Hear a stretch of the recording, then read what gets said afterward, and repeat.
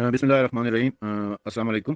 یہ آپ نے جو خمس کے متعلق سوال کیا ہے کہ خمس کی ذرا وضاحت فرمائیں، تو اس حوالے سے عرض یہ ہے کہ سورہ انفال کی آیت نمبر 41 ہے، یہ 10ویں سپارے کی پہلی آیت بن رہی ہے۔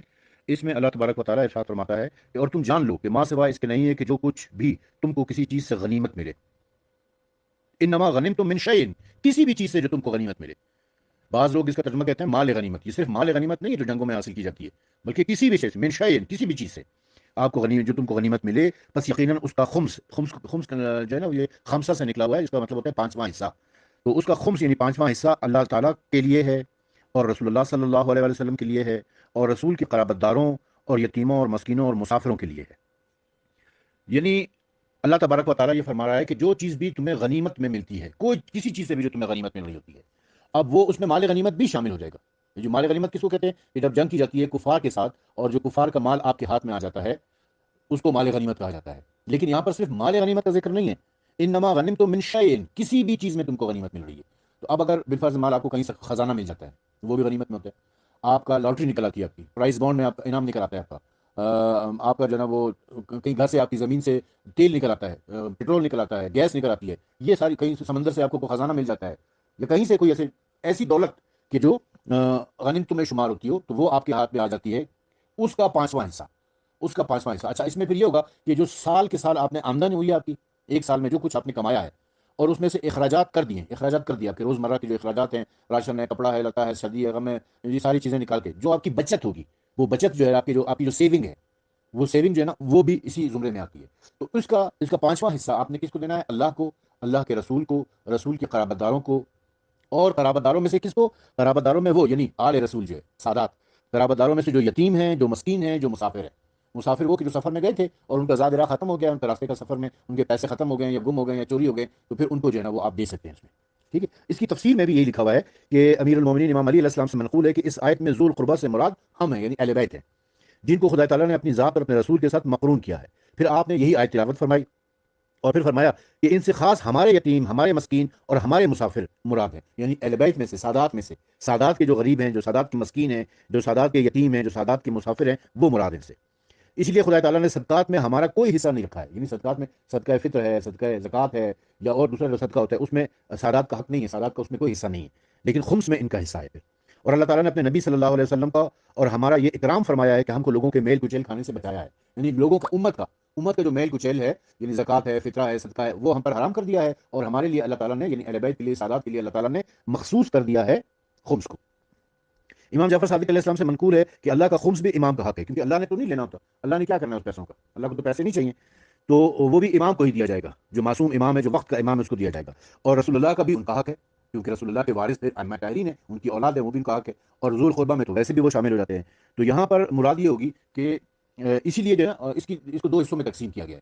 دو حصوں میں کیسے؟ کہ یہ پانچواں حصہ ہوتا ہے نا، پانچواں حصہ یعنی 20% ہے، 20%، جو بھی آپ کو غنیمت ملی ہے، جو آپ کی بچت ہے، جو آپ کی سیونگ ہے، جو آپ کو کہیں سے مال مل گیا، پرائز بانڈ مل گیا، لاٹری نکل گئی، کچھ اس قسم کا مل گیا ہے، تو اس میں سے پانچواں حصہ یعنی 20% جو ہے، وہ آپ نے خمس کے طور پہ نکال دینا ہے۔ اور اس 20% میں سے 10% جو ہے، وہ اس کو ہم مال امام یا سہوم امام کہتے ہیں، وہ اللہ اور اللہ کے تبلیغ دین کے کاموں میں خرچ کیا جاتا ہے۔ اور دوسرا جو 10% ہوتا ہے، دوسرا حصہ جو 10% ہے، وہ سہوم سادات کہلاتا ہے، یعنی رسول اور آل رسول کا جو حصہ ہے، وہ سہوم سادات کہلاتا ہے یا مال سادات کہلاتا ہے۔ وہ سیدوں میں آپ نے تقسیم کرنا ہے۔ سیدوں میں کون؟ جو مسکین ہیں، جو یتیم ہیں، جو مسافر ہیں، ان غریب، مسکین، یتیم، مسافروں سادات میں تقسیم کرنا ہوتا ہے۔ یعنی 10% جو ہے وہ آپ دین کے کاموں میں لگائیں گے، ایسا دین کا کام جس سے دین اسلام کی، مذہب اہل بیت کی تبلیغ و ترویج ہو رہی ہے، جیسے مسجد بنانا ہے، جیسے مدرسہ بنانا ہے، جیسے قرآن مجید چھپوا دینا ہے، یا کوئی ایسی کتاب چھپوا دینی ہے جس سے دین کی تبلیغ ہوتی ہے، ایسے کاموں میں آپ لگا دیتے ہیں۔ اور جو 10% ہے وہ اپنے سادات کو دے دینا ہے، وہ سادات کا حق ہے، وہ کسی کو نہیں دے سکتے، وہ آپ دوسرے کاموں میں بھی نہیں لگا سکتے، وہ صرف سادات کا حق ہے، سادات کو ہی دینا ہوتا ہے۔ تو یہ مختصر سا میں نے آپ کی خدمت میں پیش کیا، اگر مزید آپ کا کوئی سوال ہے تو میں انشاءاللہ حاضر ہوں اس حوالے سے۔ اچھا جی، ایک بھائی نے سوال کیا ہے کہ اہل سنت کا اس حوالے سے کیا موقف ہے، یعنی خمس کے حوالے سے اہل سنت کا کیا موقف ہے؟ تو اس حوالے سے سب سے پہلے تو میں صحیح بخاری کی دو روایات آپ کے سامنے پیش کرتا ہوں، پھر اہل سنت کا موقف آپ کے سامنے پیش کرتا ہوں۔ صحیح بخاری جلد نمبر 1، صحیح بخاری جلد نمبر 1، پارہ نمبر 8، حدیث نمبر 1960، 1960 میں یہ آپ کو پڑھ کے سناتا ہوں کہ حضرت علی فرماتے ہیں کہ میرے پاس ایک اونٹ تھا جو مال غنیمت میں سے میرے حصے میں آیا تھا، اور ایک اونٹ حضرت صلی اللہ علیہ وآلہ وسلم نے مجھے خمس میں سے دیا تھا۔ ایک مال غنیمت میں سے آپ کو ملا تھا اور ایک خمس میں سے دیا تھا. یہ بات ہو رہی ہے جنگ بدر کی. جنگ بدر میں جو مال غنیمت تقسیم ہوا ہے اس میں سے رسول اکرم صلی اللہ علیہ وآلہ وسلم نے ایک اونٹ علی علیہ السلام کو مال غنیمت میں سے دیا ہے اور ایک خمس میں سے دیا ہے. جب میں نے حضرت سیدۃ النساء العالمین جناب فاطمہ زہرا سلام اللہ علیہا سے جو حضرت صلی اللہ علیہ وسلم کی صاحبزادی تھی کو رخصت کر کے لانا چاہا تو میں نے بنی قیقہ کے ایک سناس سے طے کیا کہ میرے ساتھ چلے اور ہم دونوں اذخر لے کر آئیں. میرا مقصد یہ تھا کہ میں اس اذخر گھاس کو سناروں کے ہاتھ بیچ کر دعوت ولیمہ کروں. تو یہ تو ایک اور حدیث میں اسی طریقے سے کہ انہوں نے ایک اونٹ جو ہے نا وہ بیچ لیا تھا اور اس سے جو ہے نا گھر کا کوئی سامان وغیرہ لیا تھا اور ولیمے کے دیگر چیزوں کا بندوبست کیا تھا اور ایک اونٹ کو ذبح کیا تھا اور ذبح کر کے اس کی گوشت سے وہ سرید بنا کے اور وہ دعوت ولیمہ کیا تھا. اس روایت سے ہمیں یہ پتہ چلتا ہے کہ رسول اکرم صلی اللہ علیہ وآلہ وسلم نے جنگ بدر کے مال غنیمت میں سے علی علیہ السلام کو 2 اونٹ دیے. ایک تو مال غنیمت میں جو ان کا حصہ بنتا تھا وہ دیا اور ایک خمس میں سے بھی دیا. یعنی صحیح بخاری کی اس روایت سے یہ ثابت ہے کہ رسول اکرم صلی اللہ علیہ وآلہ وسلم خمس دیا کرتے تھے اور علی علیہ السلام کو خمس دے کر بتا دیا کہ یہ خمس کے حقدار ہیں. اب صحیح بخاری کی جلد نمبر 2 پارہ نمبر 14 جلد نمبر 2 پارہ نمبر 14 کتاب المناقب, اس میں حدیث نمبر ہے 722. حدیث نمبر 722 ہے. اس کی طویل حدیث ہے لیکن اس کا میں ایک کنسرننگ پورشن جو ہے آپ کے سامنے پڑھ کے سناتا ہوں. ایک وقت آیا ہے رسول اکرم صلی اللہ علیہ وسلم کے پاس اور وہ کہتا ہے کہ جی آپ ہمیں دین اسلام کی تعلیم دیں. تو آپ صلی اللہ علیہ وسلم نے فرمایا میں تمہیں 4 باتوں کا حکم دیتا ہوں اور 4 باتوں سے منع کرتا ہوں. یعنی دین اسلام سکھا رہے ہیں اور اس میں 4 باتیں سکھا رہے ہیں. 4 باتیں, وہ 4 باتیں کیا؟ نمبر 1, اللہ تعالیٰ پر ایمان لاؤ, اس بات کی گواہی دو کہ اللہ کے سوا کوئی سچا معبود نہیں ہے. یعنی سب سے پہلے لا الہ الا اللہ, توحید کی گواہی دینا. دوسری بات, نماز درستی سے ادا کیا کرو. تیسری بات, زکوٰۃ دیا کرو. چوتھی بات, جو کچھ مال غنیمت حاصل ہو اس کا 5واں حصہ امام کے پاس داخل کیا کرو. اس کا 5واں حصہ امام کے پاس داخل کیا کرو.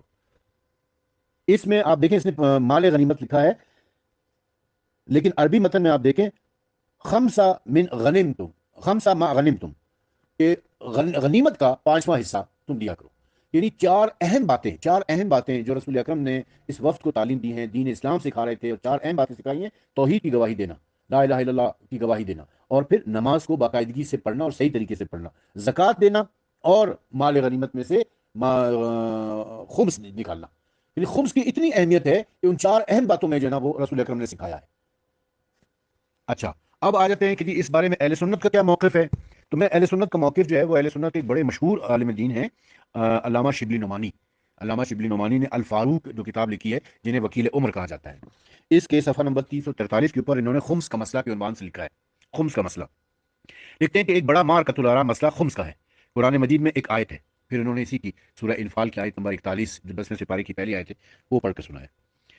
اس آیت سے ثابت ہوتا, پھر لکھتے ہیں کہ اس آیت سے ثابت ہوتا ہے کہ خمس میں رسول اللہ کے رشتہ داروں کا بھی حصہ ہے. چنانچہ حضرت عبداللہ ابن عباس کی یہی رائے تھی اور حضرت علی نے اگرچہ مصلحتاً بنو ہاشم کو خمس میں حصہ نہیں دیا لیکن رائے ان کی بھی یہی تھی کہ بنو ہاشم واقعی حقدار ہیں. یہ صرف حضرت علی و عبداللہ ابن عباس کی رائے نہ تھی بلکہ تمام اہل بیت کا اس مسئلے پر اتفاق تھا. ائمہ مجتہدین میں سے امام شافعی اس کے قائل تھے اور انہوں نے اپنی کتابوں میں بڑے زور و شور کے ساتھ اس پر استدلال کیا ہے. پھر لکھتے ہیں, اب یہ جو پیراگراف ہے یہ بڑا غور طلب ہے. پھر لکھتے ہیں شبلی نعمانی صاحب الفاروق میں لکھ رہے ہیں کہ حضرت عمر کی نسبت لوگوں کا بیان ہے کہ وہ قرابہ داران پیغمبر کو مطلقاً خمس کا حقدار نہیں سمجھتے تھے, چنانچہ انہوں نے اہل بیت کو کبھی خمس میں سے حصہ نہیں دیا. ائمہ مجتہدین میں امام ابو حنیفہ بھی ذو القربہ کے خمس کے قائل نہ تھے. ان کی رائے تھی کہ جس طرح آن حضرت صلی اللہ علیہ وسلم کے بعد آن حضرت کا حصہ جاتا رہا ہے اسی طرح آن حضرت کے قرابہ داروں کا حصہ بھی جاتا رہا ہے. اب یہ ایک بڑی لمبی بحث ہے کہ جو ان کی رائے تھی وہ صحیح تھی یا غلط تھی, اور آف کورس غلط تھی. جب قرآن مجید میں حکم موجود ہے, رسول اللہ کی سنت موجود ہے کہ رسول اللہ نے خود علی علیہ السلام کو خمس دیا ہے, اور پھر رسول اللہ کی تعلیمات میں یہ چیز موجود ہے کہ وہ خمس دینے کی تاکید کیا کرتے تھے, تو پھر حضرت عمر کو یا ابو حنیفہ کو یا کسی بھی شخص کو یہ حق اور اختیار اس نے دے دیا ہے کہ وہ خمس کے اوپر پابندی لگا دیں, اور انہوں نے خمس نہیں دیا. جب جناب رسالت امام صلی اللہ علیہ وسلم کی شہادت ہو گئی تھی اور اس کے بعد جو حالات پیش آئے تھے کہ خلافت کے اوپر انہوں نے قبضہ کر لیا اور علی علیہ السلام نے ایک احتجاجی مہم ان کے خلاف شروع کی تھی, اپنا حق جو ہے وہ بتاتے تھے لوگوں کو جا کر کے بے خلافت میرا حق ہے, تو انہوں نے جو معاشی پابندیاں علی علیہ السلام کے اوپر لگائی ہیں ان میں سے ایک تو یہ تھا کہ باغ فدا کے اوپر انہوں نے قبضہ کر لیا تھا, اور دوسرا یہ تھا کہ انہوں نے خمس پر پابندی لگا دی تھی. یہ اس وقت کی بات ہے, اس وقت انہوں نے خمس پر پابندی لگا دی اور پھر اس کے بعد وہ ہمیشہ کے لیے خمس پر پابندی ہے, اور اہل سنت آج تک سنت عمر کے اوپر چلتے ہوئے خمس نہیں دیتے ہیں. حالانکہ ان کے جو باقی قرآن اور حدیث سے ثابت ہے کہ خمس کا حکم اللہ نے بھی دیا ہے اور رسول اللہ کی سنت بھی ہے کہ خمس دیا کریں, رسول اللہ کی تاکید بھی ہے کہ خمس دیا کریں, لیکن چونکہ حضرت عمر نے پابندی لگا دی تھی اس لیے انہوں نے خمس دینا بند کر دیا, اور اہل سنت آج تک 1400 سال ہو گئے, 1450 سال انہوں نے آج تک خمس نہیں دیا ہے. تو اگر آپ نے حضرت عمر کی سنت پہ چلنا ہے تو پھر اپنے آپ کو سنی عمر کہا کریں, رسول اللہ کی سنت پہ چلنے والا نہ کہا کریں، بلکہ میرا تو مشورہ یہ ہے کہ آپ لوگ کلمہ بھی انہیں کا پڑھنا شروع کر دیں۔ اچھا، یہ ایک بھائی نے سوال کیا ہے کہ خمس ہم خود دیں یا مجتہد کے حوالے کر دیں، مجتہد آگے تقسیم کریں اس کو۔ تو دیکھیں، اس حوالے سے عرض یہ ہے کہ خمس جو ہے وہ عبادت ہے، جس طریقے سے نماز، روزہ، حج، زکوٰۃ عبادت ہے، اسی طریقے سے خمس بھی عبادت ہے، اور عبادت اسی وقت سر انجام دی جا سکتی ہے جب آپ خود کریں گے، اسی وقت قابل قبول ہوتی ہے کہ جب آپ نے خود کیا ہو یہ۔ اور دیکھیں، جب جنرل ضیاء کے زمانے میں زکوٰۃ کی جنرل ضیاء نے چونکہ زکوٰۃ لاگو کر دی تھی تمام پاکستانیوں کے اوپر، اس پر تحریک نفاذ فقہ جعفریہ بنی تھی۔ انہوں نے جو موقف اختیار کیا تھا، سارے شیعہ علماء ان کے ساتھ تھے، پوری شیعہ قوم ان کے ساتھ تھی، اور ان کا موقف یہ تھا کہ زکوٰۃ عبادت ہے، عبادت خود ادا کی جاتی ہے، نہ کہ وہ حکومت ادا کر سکتی ہے۔ یہی بات ہم یہاں پر بھی کہتے ہیں کہ خمس عبادت ہے، عبادت خود ادا کی جاتی ہے، نہ کہ مجتہد ادا کرتا ہے۔ اگر مجتہد نے ہماری جگہ پر خمس دینا ہے تو مجتہد ہماری جگہ پر نماز بھی پڑھ لیا کرے، مجتہد ہماری جگہ پر روزے بھی رکھ لیا کرے، مجتہد ہماری جگہ پر حج بھی کر لیا کرے۔ کیا یہ پاسبل ہے؟ ممکن نہیں ہے نا ایسا۔ تو جب نماز ہم نے پڑھنی ہے، روزہ ہم نے رکھنا ہے، حج ہم نے کرنا ہے، تو زکوٰۃ بھی ہم نے دینی ہے اور خمس بھی ہم نے دینا ہے، اور یہ اسی وقت خمس ادا ہوگا، زکوٰۃ اور خمس اسی وقت ادا ہوں گے جب یہ مستحق تک پہنچیں گے۔ اب اس میں جو جیسا کہ میں نے بتایا کہ خمس کے دو حصے ہیں نا، ایک مال امام ہے، ایک مال سادات ہے، سہم سادات اور سہم امام۔ سہم سادات تو سادات کو ہی دینا ہے، سہم سادات کا کوئی اور مصرف ہے ہی نہیں، کوئی نعم البدل اس کا نہیں ہے، یہ لازمن لازمن لازمن سادات کو ہی دینا ہے۔ سادات میں کون؟ جو غریب ہیں، مسکین ہیں، یتیم ہیں، فقیر ہیں، بیوہ ہیں، جن کا نان و نفقہ پورا نہیں ہوتا ہے، ان کو دینا ہے، یہ ان کا حق ہے، ان کو دینا ہے۔ دوسرا جو مال امام جسے کہا جاتا ہے، وہ دین کی تبلیغ و ترویج کے کام میں لگایا جاتا ہے، جیسے کہ مسجد بنا رہے وغیرہ وغیرہ جو کام میں نے آپ کو بتایا کہ اس میں لگایا جا سکتا ہے۔ یہ دونوں آپ اپنے علاقے میں دیکھیں، سب سے پہلے آپ اپنے خاندان میں دیکھیں، خاندان میں آپ کے اگر آپ سید ہیں اور آپ کے خاندان میں ایسے لوگ مستحق ہیں کہ جن کو دیا جا سکتا ہے تو ان کو دیں، خاندان میں نہیں تو پھر محلے میں دیکھیں، آپ عزیز رشتہ داروں میں دیکھیں گے، پھر محلے میں دیکھیں گے، پھر اپنے علاقے میں، اپنے شہر کے اندر دیکھیں گے۔ اور اگر آپ کے خاندان میں، آپ کے علاقے میں، آپ کے محلے میں، آپ کے شہر میں کوئی مستحق نہیں ہے تو پھر آپ دوسرے شہروں کی طرف جاتے ہیں۔ مستحق سب سے زیادہ وہ ہے کہ جو آپ کا قریبی رشتہ دار ہے، اس کے بعد آپ کے دور کے رشتہ دار ہیں، اس کے بعد آپ کے محلے والے ہیں، اس کے بعد پھر آپ کے شہر والے آتے ہیں، علاقے والے، شہر والے آتے ہیں۔ تو اپنے علاقے میں مستحقین کو دیکھیں۔ ہمارے یہاں غریب سادات جو ہے ان بیچاروں کو کھانے کی روٹی نہیں مل رہی ہے اور ہم مستحق کو پیسے بھجوا رہے ہیں۔ ہمارے یہاں پر مسجدوں میں پنکھے نہیں لگے ہوئے، لاؤڈ اسپیکر نہیں ہے، بہت بری حالت ہے یہاں پر مدرسوں کی۔ دیکھیں، مسجد اور مدرسہ بھی اس میں شامل ہے۔ مدرسے کے میں جو بچے پڑھ رہے ہوتے ہیں، مدرسے میں جو اساتذہ پڑھا رہے ہوتے ہیں، ان کا کھانا پینا، رہنا، ان کا خرچہ، یہ ساری چیزیں یہ مال امام میں سے دی جاتی ہیں۔ تو پہلے یہاں کے حالات تو آپ دیکھیں، پاکستان کے حالات تو دیکھیں، یہاں پر تو صحیح کر لیں، پھر اس کے بعد جو ہے نا وہ دوسرے ملکوں کو بھجوائے جائیں گے۔ ہمارے ایک مجتہد ہیں جو اس وقت عالم مانے جاتے ہیں، آیت اللہ العظمیٰ شیخ محمد فیاض اسحاق، جو اس وقت تمام مجتہدین میں علمی حیثیت سے سب سے بڑے عالم ہیں، عالم انہیں مانا جاتا ہے۔ دیگر مجتہدین ان کی کتابوں سے درس دیتے ہیں۔ کچھ لوگ تھے کہ جو ان کی تقریب میں تھے اور وہ خمس کے پیسے ان کے پاس لے کر گئے، عراق میں ہوتے ہیں وہ، عراق میں ان کے پاس لے کر گئے، ان کو جا کر دیے کہ جی یہ ہم خمس آپ کے لیے لے کر آئے۔ تو انہوں نے کہا کہ میرے پاس کیوں لے کر آئے اسے؟ کیا تمہارے ملک میں، تمہارے علاقے میں، تمہارے محلے میں، تمہارے خاندان میں کوئی مستحق نہیں ہے جو تم یہاں میرے پاس لے کر آئے؟ واپس کر دیا انہوں نے ان کو کہ جاؤ جا کے اپنے علاقے میں دیکھو کہ جو مستحقین ہیں ان میں جا کے تقسیم کرو۔ تو خمس کے جو مستحقین ہیں، زکوٰۃ کے جو مستحقین ہیں، سب سے پہلے آپ اپنے خاندان میں دیکھیں، خاندان میں نہیں ہے تو پھر آپ اپنے محلے میں دیکھیں، محلے میں نہیں تو اپنے علاقے میں، اپنے شہر میں دیکھیں، نہیں ہے تو پھر اپنے ملک میں دیکھیں، وہاں نہیں ہے تو پھر ٹھیک ہے آپ مجتہد کو بھجواتے ہیں۔ ہم یہ نہیں کہہ رہے کہ معاذ اللہ مجتہد جو ہے نا وہ اس کا غلط استعمال کرتے ہیں یا ناجائز استعمال کرتے ہیں یا کچھ کرتے ہیں، نہیں نہیں، ایسا نہیں ہے۔ مجتہد اس کا بہترین استعمال کرتے ہیں، وہ بھی تبلیغ کا کام کر رہے ہیں، ان کے بھی مدارس ہیں، ان کی بھی لائبریریاں ہوتی ہیں، وہ پڑھتے ہیں، کام کرتے ہیں، لیکن مستحق آپ کے پاس جب موجود ہے یہاں پر تو پھر آپ دور کیوں بھجواتے ہیں؟ یہ شرعاً جائز ہی نہیں ہے کہ آپ کے قریب مستحق موجود ہو، وہ بھوکا ہے، اس کے پاس رہنے کی جگہ نہیں ہے، پہننے کو کپڑا نہیں ہے، اور آپ جو ہے نا ایران یا عراق بھجوا رہے ہیں اپنے خمس کو یا زکوٰۃ کو۔ یہ جائز نہیں ہے بالکل، اس حوالے سے بہت کیئرفل ہونے کی ضرورت ہے۔